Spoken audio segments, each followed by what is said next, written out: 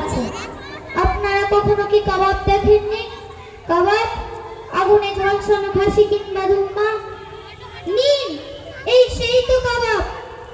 বোমা আর আঘাতে ঝলসানো ছোট ভাইটিকে আপনাদের জন্য কাবাব বানিয়ে নিন, খেয়ে দেখুন মানুষের ঝলসানো শরীরের কেমন স্বাদ। আমি ফিলিস্তিন ছিল। প্রতিদিনের মতন আজকেও বাবার হাত ধরে স্কুলে গিয়েছিলাম।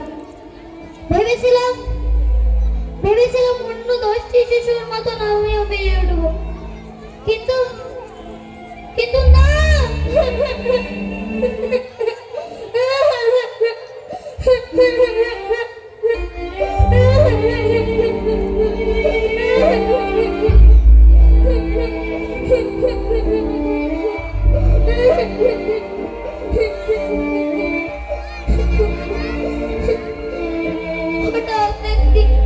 বিকট আওয়াজে আমি জ্ঞান হারিয়ে ফেলি।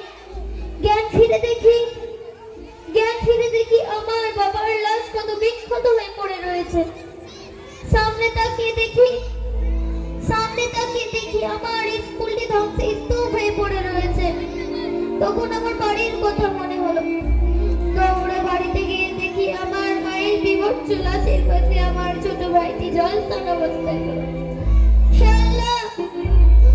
আল্লাহ, এই জালিমদের হাত থেকে আমাদের রক্ষা করো। রক্ষা করো।